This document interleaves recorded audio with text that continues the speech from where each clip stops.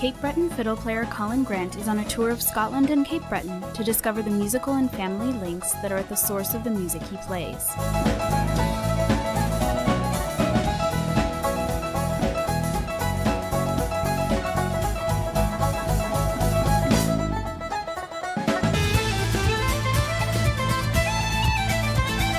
His guide for the Grand Tour is Ewan Henderson, one of Scotland's great young fiddle talents. He's from a famous West Coast musical family. They've got 5 days to explore Scotland's best-known fiddle styles, those found in the heart of Aberdeenshire, in Shetland, and in the Highlands, before visiting people and places in Cape Breton that have influenced Colin. Then they bring together a band of transatlantic musicians to perform their Bridge Over the Atlantic at the world-famous Celtic Colours Festival in Cape Breton. Colin and Ewan drive to see Paul Anderson in Tarland, Aberdeenshire. Paul is a performer, teacher, and academic, and still lives in the heart of rural Aberdeenshire, where he was brought up. Just to get a taste of the different styles and to see, I suppose, to recognise similarities in your own playing and your own fiddling background with what you see around the country. And we're hoping to take a bit of that from each area and represent that in the piece of music that we're going to do. Are you expecting to find kind of a lot of differences as well, or what do you expect you're going to find? I think I'm expecting to find more similarities than differences. It seems that over on our side we've retained a lot of the old school repertoire from the golden age. There was a big revival in the 60s and 70s of Cape Breton fiddlers picking up a lot of the Skinner and Gow and Marshall tunes, and they those were the fiddlers that I grew up listening to. So I'm hoping that we'll find a few things in common. He'll know more of those tunes than I do, you know. He's gonna show me up big style. Paul has got some of the local players together to let Colin and Ewan hear the distinctive Northeast style of fiddle playing.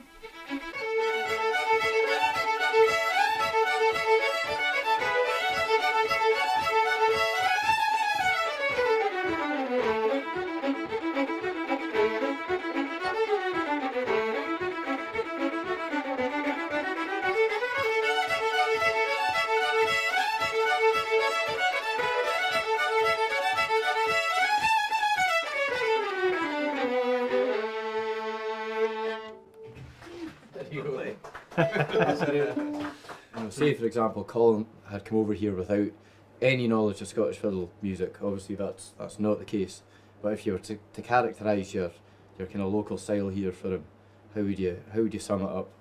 I suppose when you grow up playing it, you don't really think about it, but it definitely comes through. But a lot of that, I think, it comes from how folks speak. So it's heavier accent and kind of very rural style. Certainly when I was a kid, it was a lot of kind of crofters and all farmers and tradesmen would come down for a tune, and it was pretty vigorous, kind of heavily accented kind of stuff. But they would have idolised Scott Skinner, certainly in this bit of the world. So that sort of feeds in. So kind of a lot of accent, just a strong snap to the playing.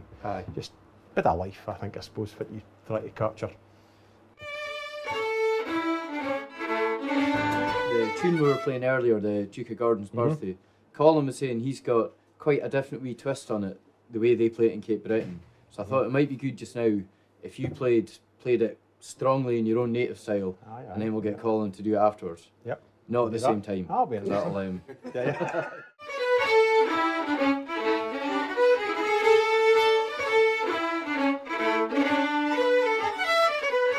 Paul is related to fiddler and composer Peter Milne, who is known as the Tarland Minstrel and was born in 1824.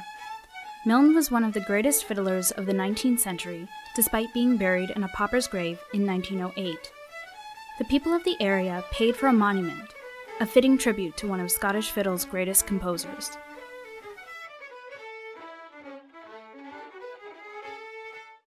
Considering the stuff we've been speaking about today, there's something here I thought you would be interested in. You see what you make of it. So I see it says Peter Milne's manuscripts from Peter Milne, Aberdeen, October 1895.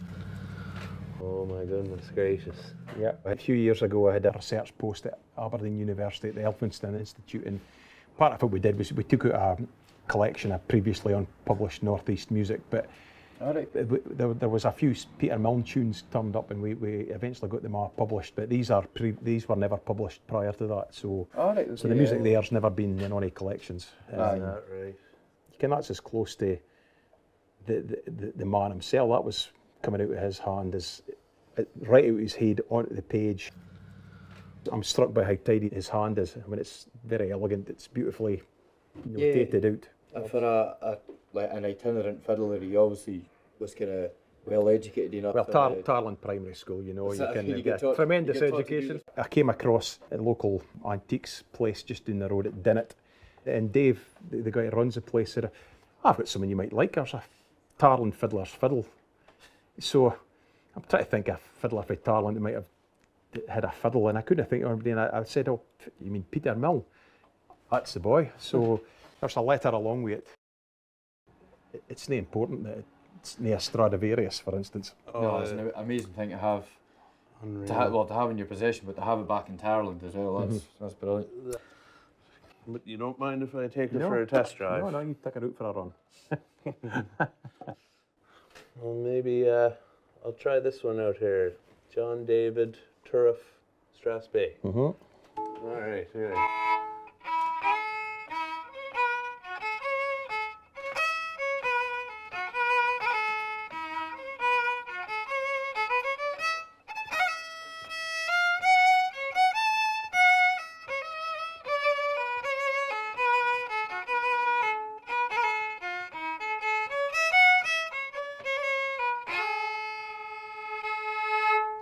Hey, Good man. good effort. That's no bad sight reading that now. A sense of place and connection is an important part of Paul's playing. He wanted to show Colin and Ewan just how ancient the connection between the landscape and the people is in the Tarland area.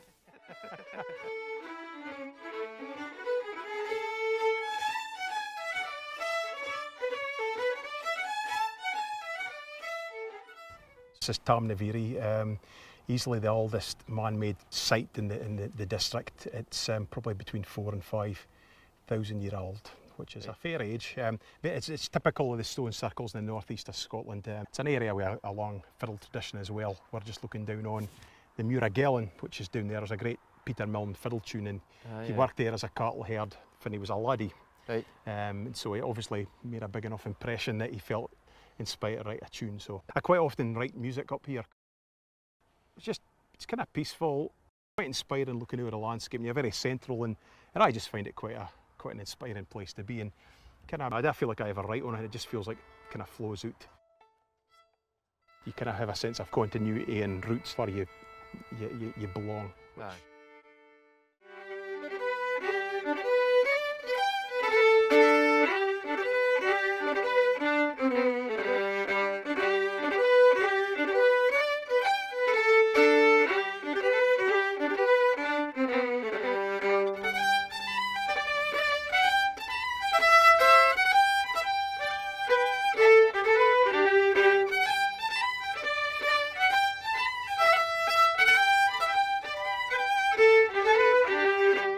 This was my first chance to really get to hear the northeast style of fiddling and hear the beautiful Scotch snap or the lilt that I think of when I think of Scottish fiddling. And I was doing my best to keep my cut notes short and my dotted notes long to keep up with the boys there.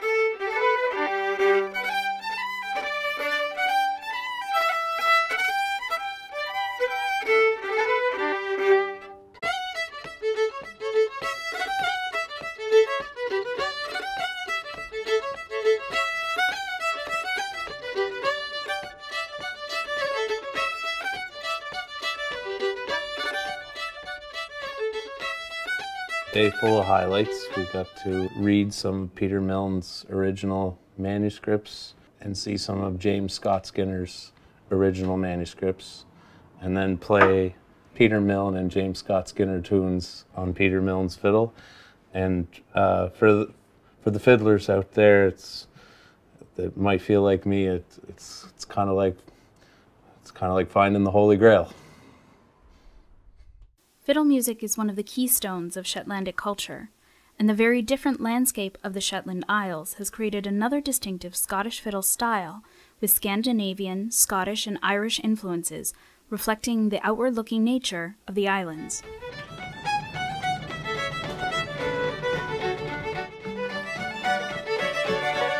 Shetlandic music has a real drive, fire, and speed, with a very distinctive accent.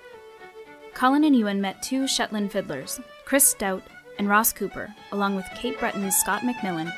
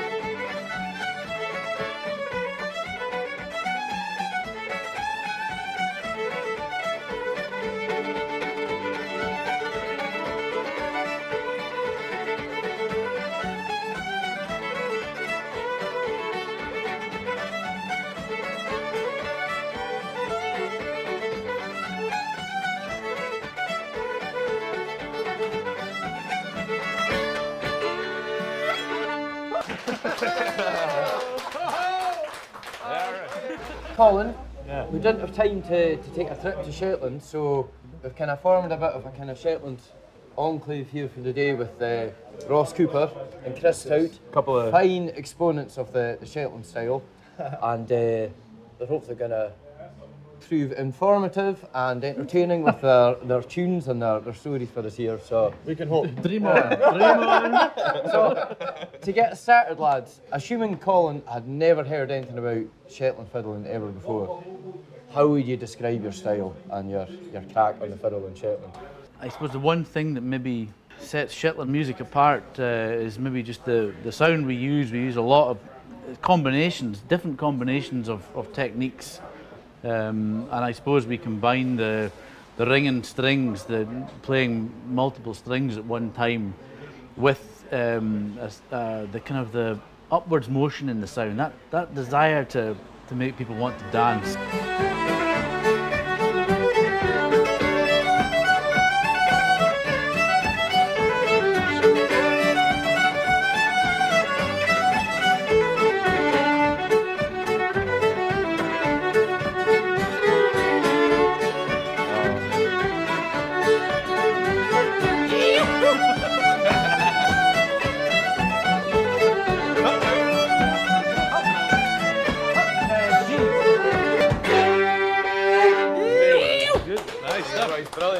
So obviously Colin's over from Cape Breton, where the fiddle plays a huge part in the local musical scene.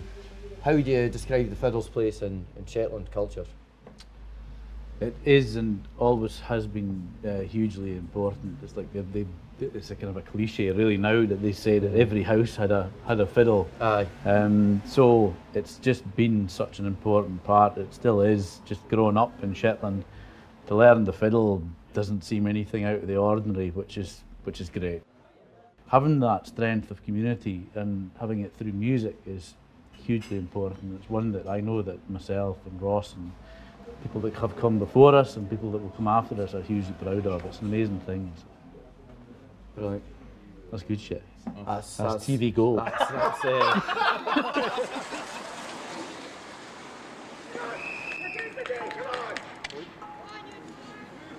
Colin and Ewan travelled to the Highlands, stopping in Newtonmore to watch a game of shinty.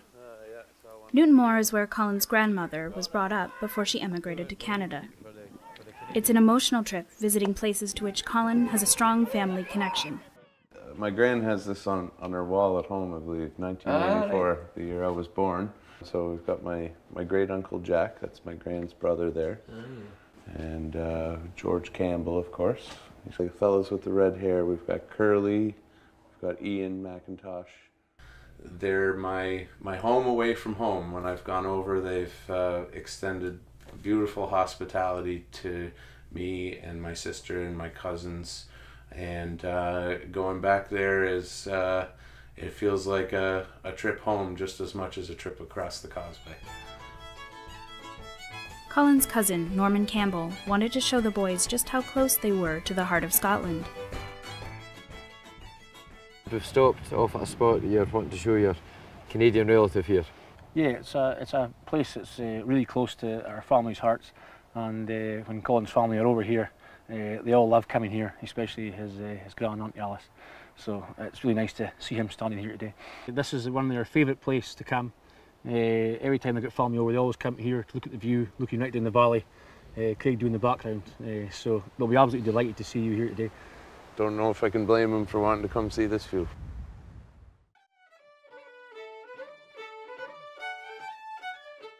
The Highland style of fiddle playing has very different influences to both the Northeast and Shetland styles.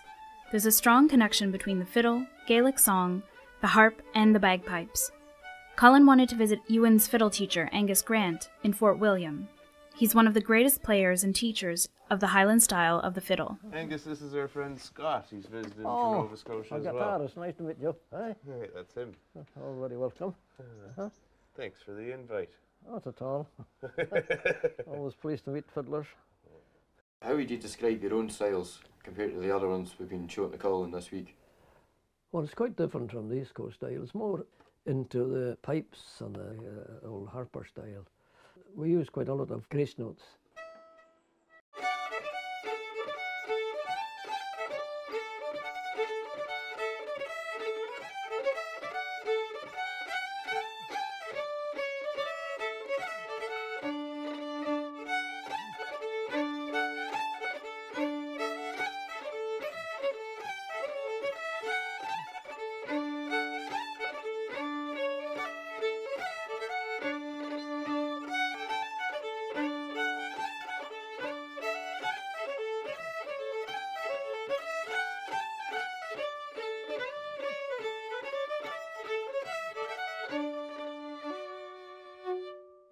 Lovely, Alice. Thank you. Yeah. You can really hear the pipes in the way you play.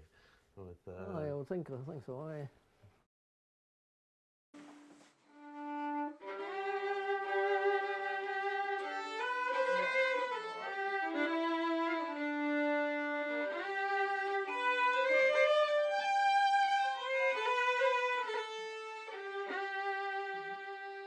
That tune that you and Angus played today, he put so much expression into it.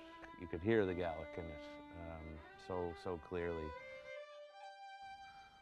That'll be a memory to store in the box for a good wee while. Yeah.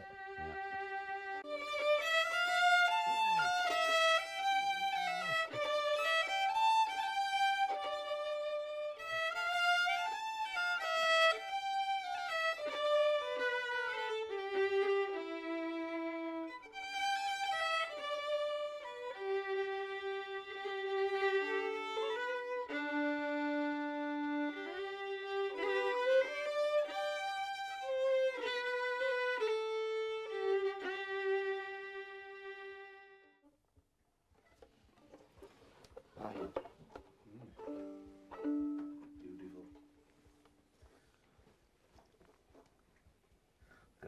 Got something in my eye, fellas.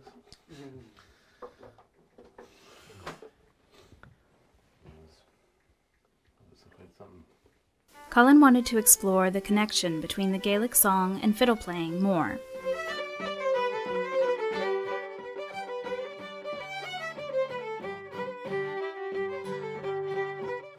Ian McFarlane from Glenfinnan in Lochaber is a hugely experienced player who knows many of the stories behind the tunes.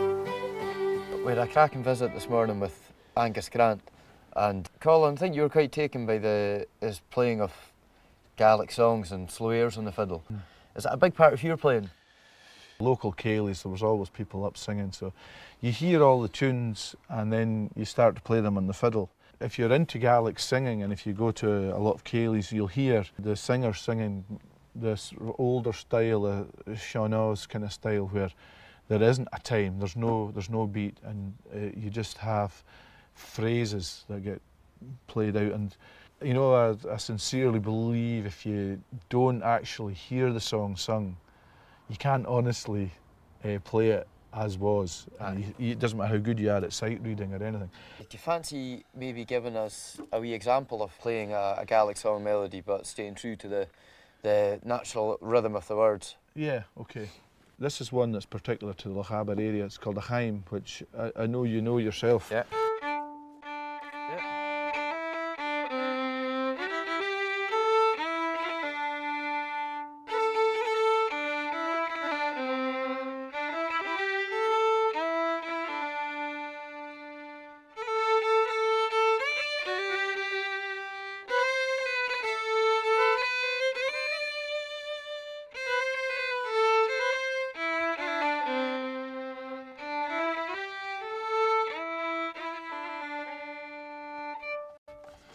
So it sounds ancient, that melody. It sounds like from a different time, doesn't it? Aye. So the story behind the song is a gamekeeper. He's stuck up in a bothy, hiding from the blizzard and the snow, and he was out hunting, trying to get the stag. And the song is written from the gamekeeper's point of view, and then the next it jumps to the stag, and he's singing back at him. You know, it's lovely. But the words of that song dictate how that melody has to go. So it's like. So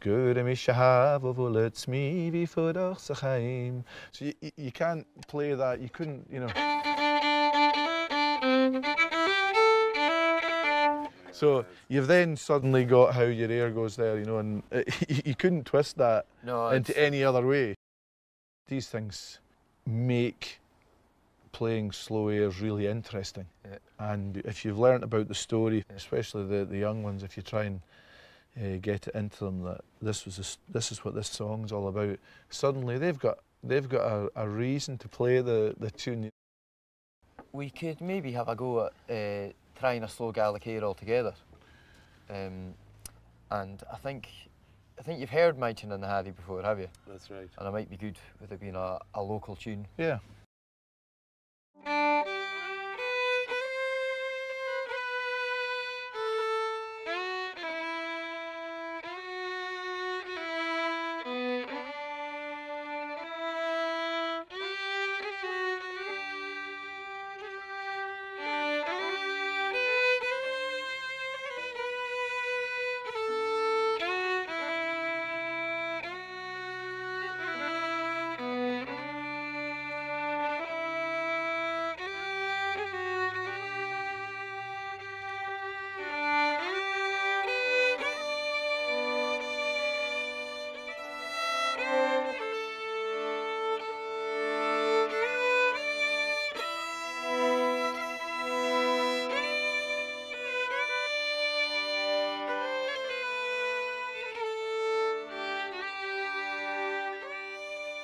Do you know the story behind it? I don't.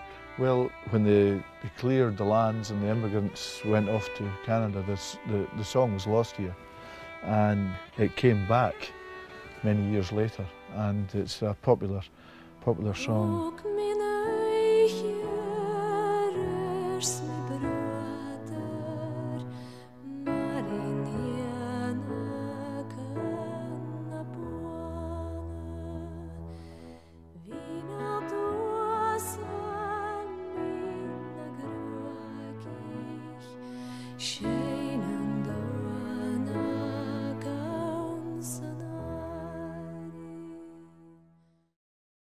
I'd say today's given us quite a lot to think about. I'm trying to think of ways that we can take some of Angus's stories, something that I feel that in Cape Breton, maybe my generation, we're more likely to learn a whole batch of tunes and not necessarily learn the stories and the particular phrasing, like in the slow airs that you did today, to really have that deeper understanding of the tunes themselves.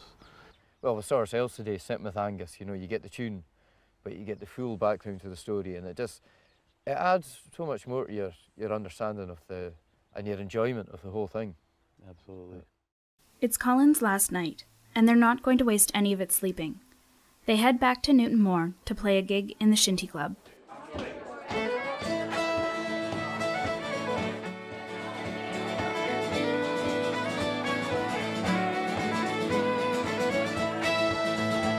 Situating the music in time and place has been the key part of this week, and a deeper understanding of these tunes, where they come from, and why they are the way they are.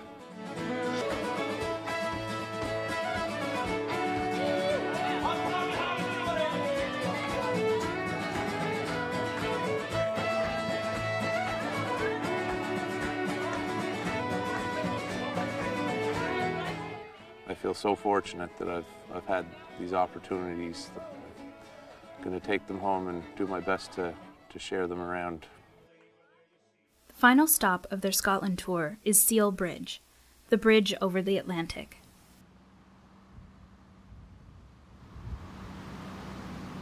We have a Seal Island bridge over in Cape Breton as well, and I know we've been finding this week, as we've gone around learning about the different fiddling traditions, we're finding more and more that we've got more and more in common, but we've got a little gift for you here. This is a Cape Breton passport. No way. Just in case a Scottish lad as yourself might need a little bit of reassurance that he'll have access. Oh, thanks. We made her. We made it. Right. Even quicker than we thought.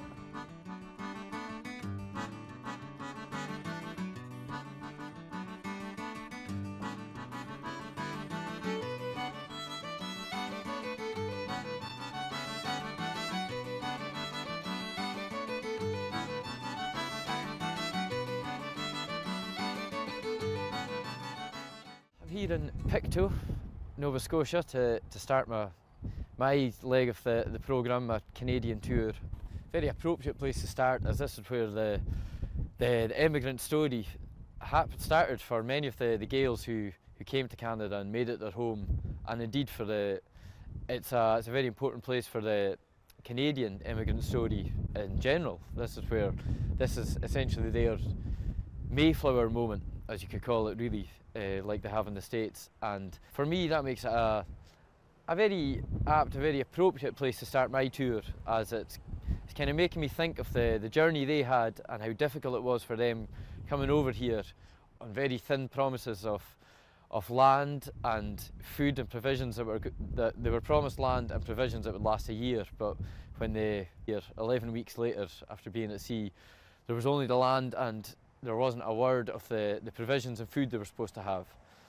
And they had a very hard time of it, definitely, starting off. But then there's also there's a kind of hopefulness of looking about at how they managed to overcome the situation, the difficult situation they found themselves in, and started to form the Canada that we know today.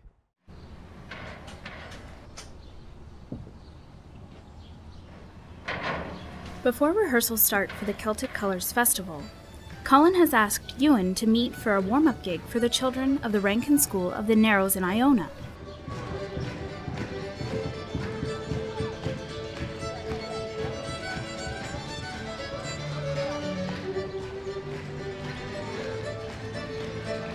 I absolutely loved that. That was just great crack. I really enjoyed the tunes with the boys. They were really kicking off. Especially the interaction with the kids was just brilliant. It's amazing to see these tiny wee things getting up and then knocking out the steps like absolute pros, you know, just like, and their enthusiasm for the music and for the dancing and for the Gaelic as well, like, was, yeah, you were wanting tears in camera. That was the closest you were getting. Step dancing was taken over from Scotland by the early immigrants, and while it disappeared in Scotland, it flourished in Cape Breton. Chrissy Crowley is a young Cape Bretoner who grew up surrounded with the fiddle and dance tradition. The dancers are the boss of the fiddle players, dictating the pace. Something Ewan's going to take some time getting used to.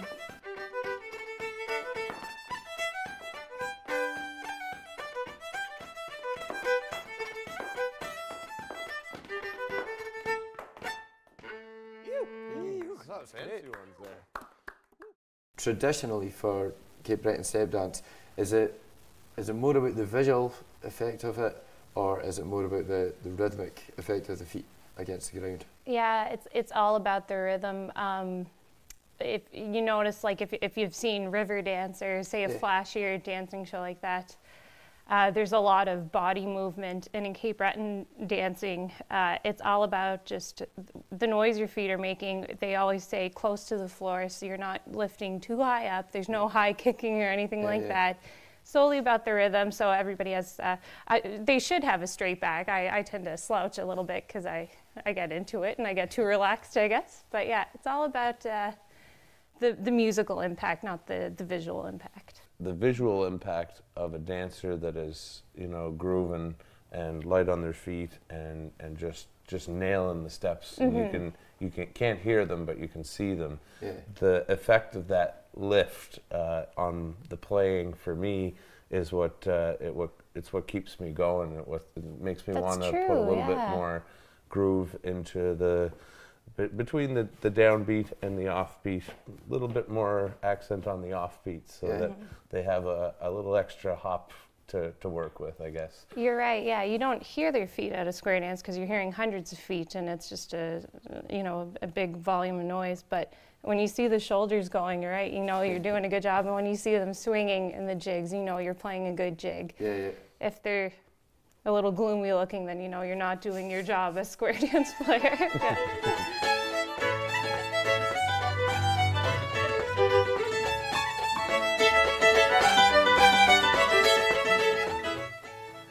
There are three main things that make Cape Breton music so distinctive: the driving fiddle, the rhythms of step dancing, and the unique Cape Breton piano style.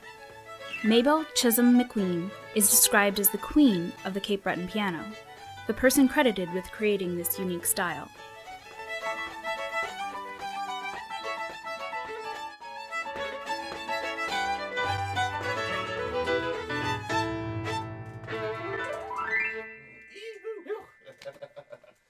So it was great to have some tunes with you, Mabel. Thanks so much for that. My pleasure. I'd love to show a little bit more to Ewan about the Cape Breton piano. I was wondering if you might be able to tell us a bit more about how you started out and what kind of music you had around the house growing up. Oh, we had a lot of music.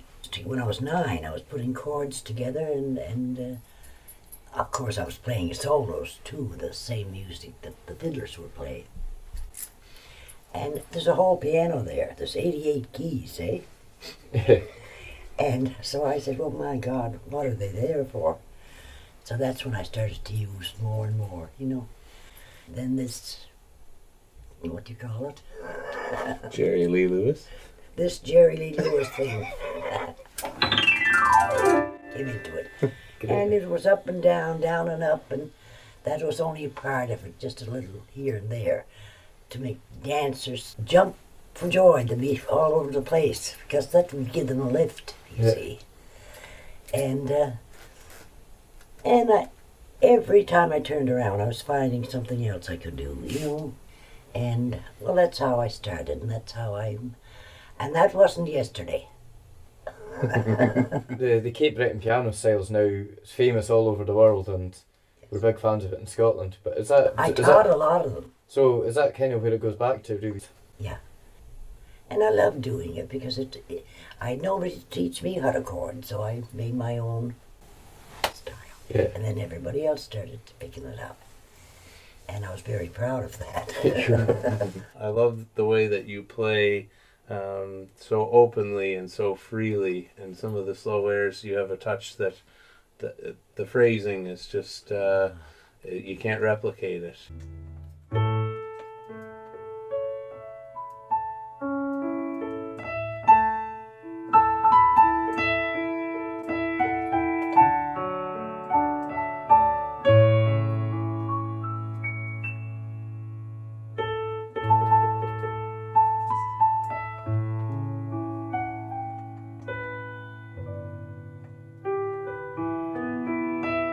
I knew of Mabel as a very famous piano player in Cape Breton and a very influential piano player. I didn't know that she had actually started off this whole style of Cape Breton piano playing that is so famous today. It's had a huge influence in playing in Scotland and Ireland and further afield as well. So to get to meet the lady who's largely responsible for that. It's quite incredible.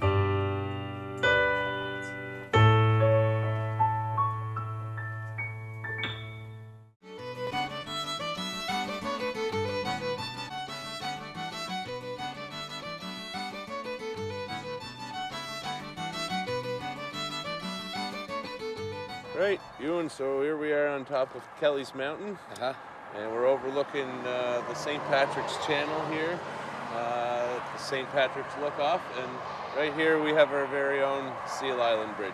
I've been looking forward to showing you. Yeah, so another bridge over the Atlantic. That's the one. I'd love to have you over, and Ingrid and Shawnee as well, for a little turkey supper on to the house? Yeah, to my folks' place. Oh, thank you very much. That's very kind of you. Yeah.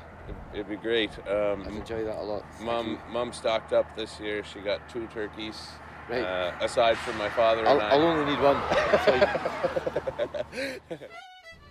Colin gives Ewan a quick tour at the waterfront of his hometown, Sydney, before gathering for Thanksgiving dinner.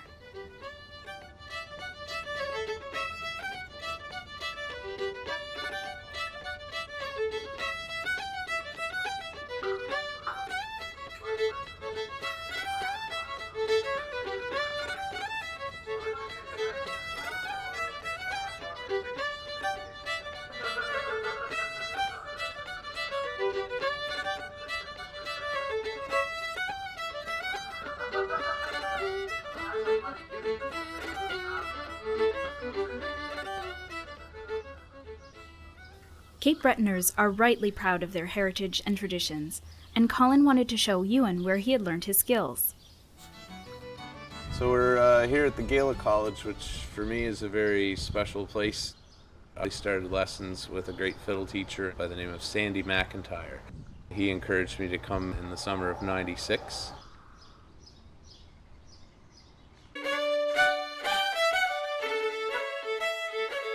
Howie MacDonald was an early inspiration for Colin.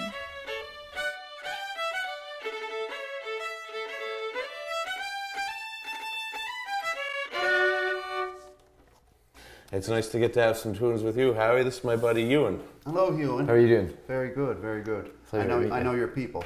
Oh, well. As they say in Cape Breton, I know your people.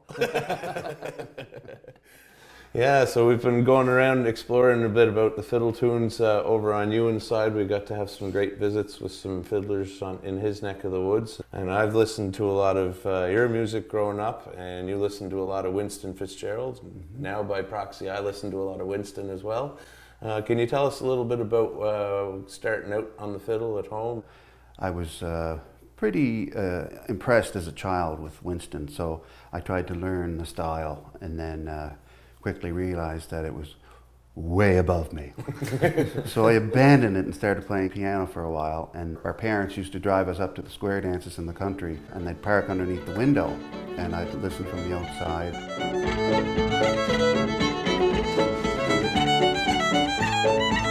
So it was a growing process, because I always loved the way that Winston would improvise a tune. He wouldn't just play it, he would play it and then he would sort of make it his own. Because he said, you might find a tune with a same tune in 10 or 20 different books, and it's different. So he said, maybe I can make it different, but maybe I can even make it a little better. So he was always interested in beating himself. So it was fascinating to listen to him play and to watch him play on TV. And still got a long way to go, though. So we've been finding, going over to Scotland, there's these little tiny differences in the tunes, and partially because of fiddlers taking them and putting their own little spin on them. Are there any tunes you might have heard differently played in Scotland since you heard the Cape Breton version? Well, there was one called Angus Campbell, and over in Cape Breton we would play it like...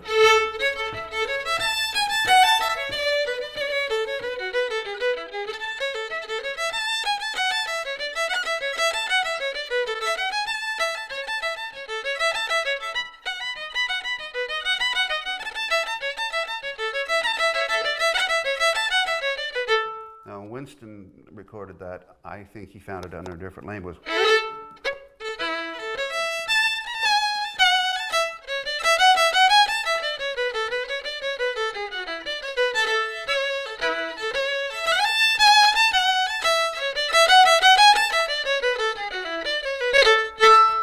so he would put his own little twist on it. There were several tunes like that. That's interesting, because that's, as the suspe there, we know that as the Laird of Drumblade. And I think both tunes were written by Scott Skinner, and the theory has it that, so I was told once, that he was getting so many commissions from people to write tunes. He was getting more commissions than he had tunes. So he was just kind of putting a wee twist on it and giving it a new name and giving it to whoever had asked for it. That may not be true, but that's what I was told anyway. After all these years, we finally found the answer.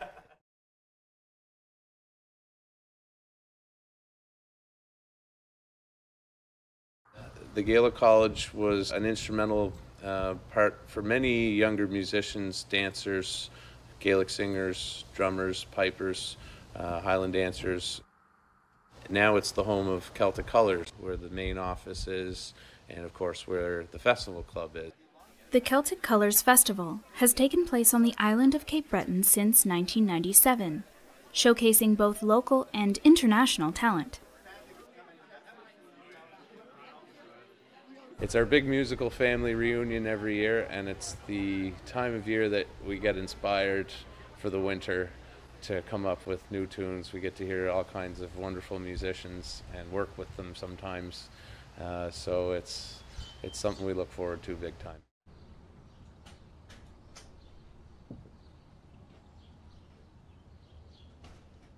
Cape Breton is a truly special place. From the people to the natural environment to the music and just the kind of the lust for life, if you know what I mean. It's still a very rural place, it's still a very isolated spot, and I suppose it takes something as special as their love and passion for the music to sustain them here and keep them going and forge community spirit and forge bonds between people, and that can't help but rub off on you when you come over here. It's everywhere. With everyone we've met, they immediately want to know all about you, where you're from and what you're up to, and as soon as you mention that music's involved, or Gaelic as well, like the pro-Gaelic sentiment is quite a surprise, you know, because you don't get that all that often in Scotland, really. So it's just, yeah, it's a very warm feeling.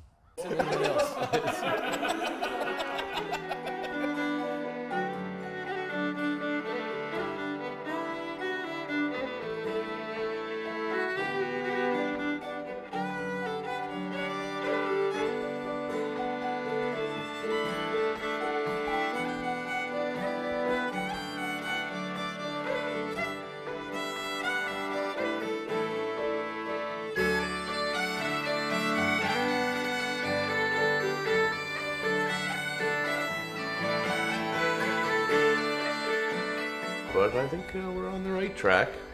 We're coming together, and we're getting to play the tunes together a little faster today than we were yesterday, which is a bit strange, given everybody's starting to feel the crunch from a busy week.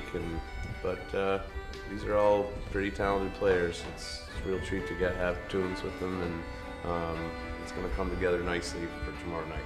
Or we could all just disappear the night before. You never know.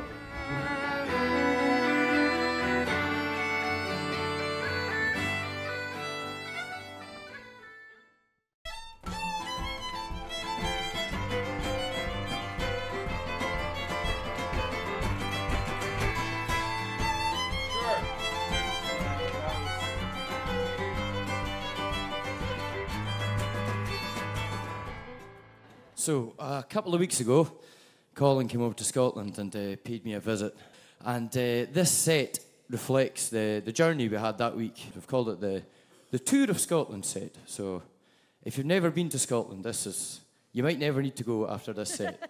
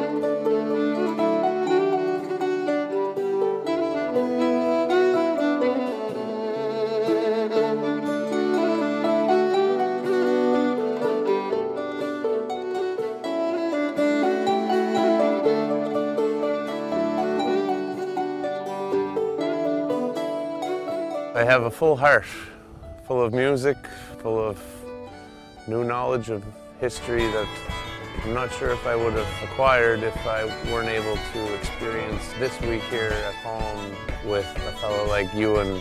And I suppose the journey's going to continue in many ways from here on out, in that new awareness is going to be a big part of my music moving forward.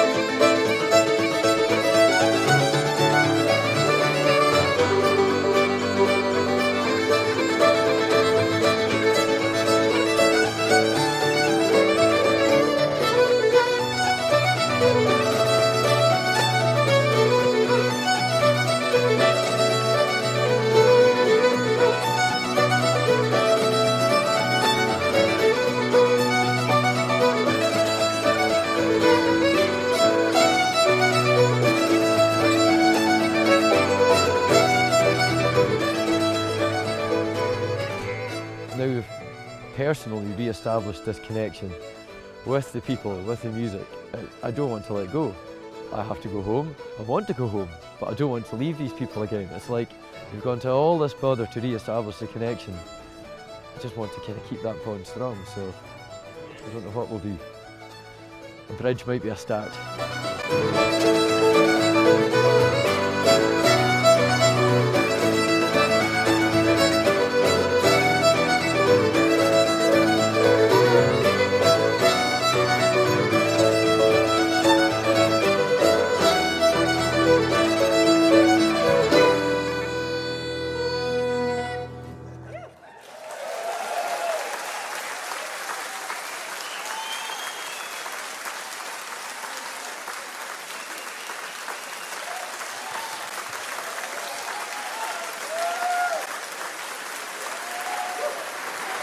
That is Shawnee McIntyre, Ewan Henderson, Colin Grant, Ingrid Henderson, Scott McMillan, and Jason Roach.